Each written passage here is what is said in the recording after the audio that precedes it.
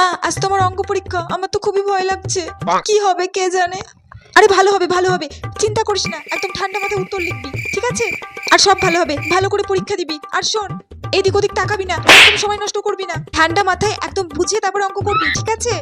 আচ্ছা, অঙ্ক খাতাটা ভরে নি বলো, ওটা যেতে যেতে দেখে নেবো। হ্যাঁ হ্যাঁ, খাতাটা নিয়ে নে। শোন মনে, একদম ঠান্ডা মাথায় ভেবে চিনতে তারপর পরীক্ষা দিবি, কোনো দিকে তাকাবি না, ঠিক আছে? একদম টাইম নষ্ট করবি না। শোন, আর ঘড়িটা পড়েছিস? ও মা, ঘড়িটা পড়তে ভুলে গেছি, দাঁড়াও আমি ঘড়িটা পড়ে আসছি।